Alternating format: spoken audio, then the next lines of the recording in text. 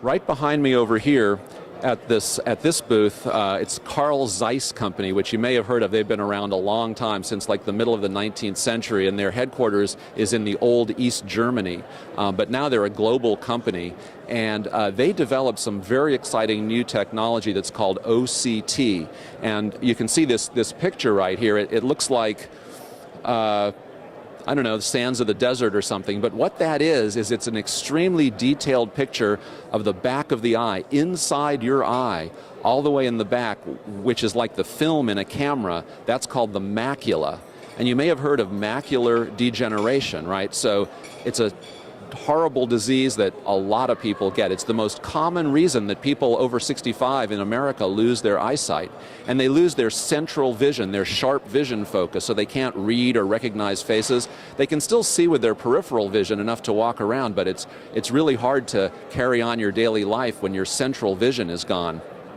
Fortunately, there are new drugs available to treat this. They have to be injected into the eye, though, which is kind of a drawback, and hopefully one day we'll be able to administer these drugs without doing injections. But they're called growth factor inhibitors, and they inhibit the growth of abnormal blood vessels under the macula. Well, how do we know that there are those vessels there, and how do we know that we've treated them effectively? Well, these pictures really help. That's actually a picture. It's a cross-section of the macula, and you can see abnormal blood vessels under there if there are any, and you know that treatment is necessary. This is so much better than what we used to do, which was to inject a dye into a vein in your arm and then take pictures as it circulates through the eye. That was cumbersome. It was a little bit risky, and it turned your urine a horrible shade of orange for several days, which no one really enjoyed.